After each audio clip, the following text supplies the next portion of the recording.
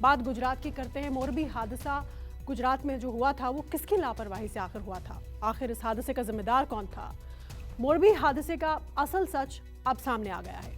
हादसे की जांच के लिए बनी गुजरात सरकार की एसआईटी ने अपनी प्रारंभिक रिपोर्ट को दाखिल कर दिया है और इस रिपोर्ट में कई चौंकाने वाले खुलासे हुए हैं। इस रिपोर्ट के मुताबिक पुल टूटने से पहले ही लगभग आधे केबल टूटे हुए थे।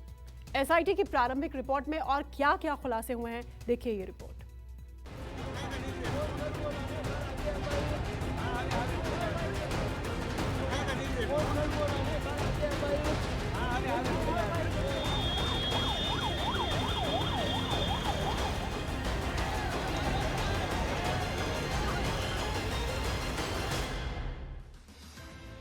मोरबी हादसे में सिस्टम की कमी और सियासतदानों की मेहरबानी अगर ना हुई होती तो शायद आज 135 लोग जिंदा होते,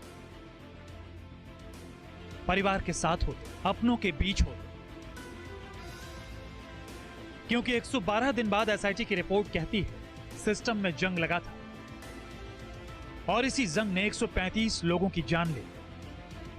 रिपोर्ट में जो खुलासा हुआ वो बेहद चौंकाने वाला है। अब देखते हैं कि मोरबी हादसे पर एसआईटी की रिपोर्ट में क्या है। पुराने सस्पेंडर्स को नई वेल्डिंग कर जोड़ा गया। नई वेल्डिंग से सस्पेंडर्स का व्यवहार बदल गया। पुल के लिए एकल रॉड सस्पेंडर्स होने चाहिए। 2 मेन केबल्स में से एक केबल में जंग लगी थी। पुल की 49 केबल्स में से 22 में जंग लगी हुई थी। आशंका कि आधे केबल पहले से ही टूटे हुए हों, बाकी के केबल मोरबी हादसे के वक्त टूट गए। तादाद बढ़ने पर बाकी केबल वजन नहीं उठा पाए। हादसे में नदी के ऊपर की तरफ मेन केबल टूटी। करीब 300 लोग थे जो क्षमता से बहुत ही ज्यादा थे। लकड़ी के डेक को एल्यूमीनियम से बदलना गलत था। एल्यूमीनियम डेक भी हादसे का बड़ा कारण रहा। एल्यूमीनियम पैनल से पुल का वजन भी बढ़ गया। पुल की वेट टेस्टिंग या स्ट्रक्चर टेस्टिंग नहीं हुई। एक एक पन्ने में जो रिपोर्ट लिखी गई है वो साफ बताती है कि यह हादसा नहीं, हत्या थी। क्योंकि पुल पर जब लोगों की संख्या बढ़ी तो 27 तार वजन उठा ही नहीं पाए और टूट गए। अगर समय पर इनकी रिपेयरिंग की गई होती तो शायद यह हादसा नहीं होता।